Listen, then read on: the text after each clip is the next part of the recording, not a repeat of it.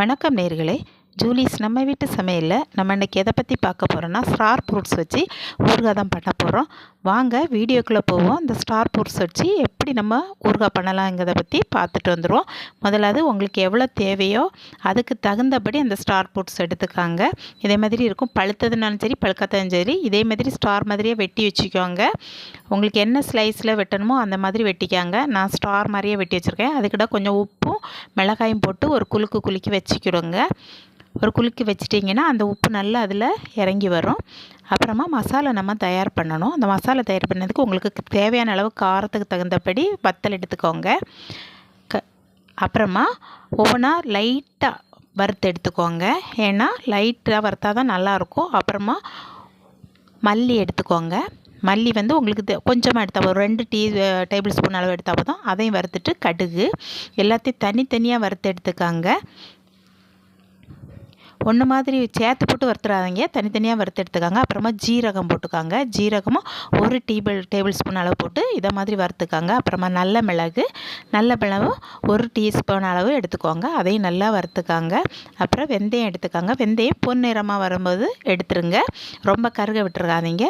அப்புறமா கொஞ்சம் காயம், நான் கல் காயம் தான் எடுத்திருக்கேன், ஒரு துண்டு அளவு எடுத்திருக்கேன். அப்புறமா பூண்டு, இதெல்லாம் அந்த ஒரே கடாயில் போட்டு அழகாக வறுத்துருங்க. அந்த பூண்டு கூட கருவேப்பிலை போட்டுக்காங்க. கருவேப்பிலை போடும்போது எண்ணெய் நல்லா மணமாக இருக்கும். எண்ணெய் விடாமல் வறுத்து எல்லாத்தையும் எடுத்துக்கோங்க.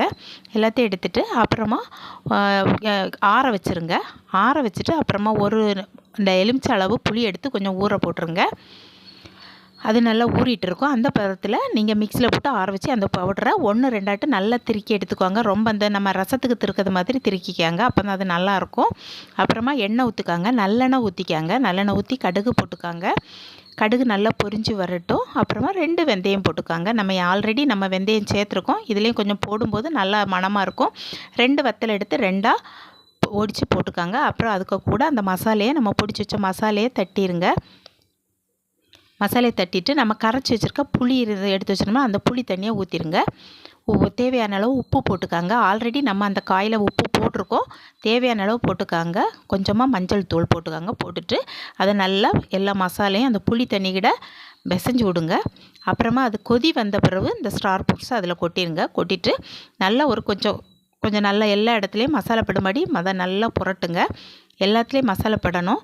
ஒடியாமல் மெதுவாக புரட்டி விடுங்க. அப்போ தான் அந்த ஸ்டார் ஃப்ரூட்ஸ் மாதிரி அழகாக அது வரும். அதனால் அதை அப்படி நல்லா புரட்டி விட்டுருங்க. பாருங்கள், இப்போ நமக்கு ஸ்டார் ஃப்ரூட்ஸ் ஊறுகாய் ரெடி ஆயிட்டு.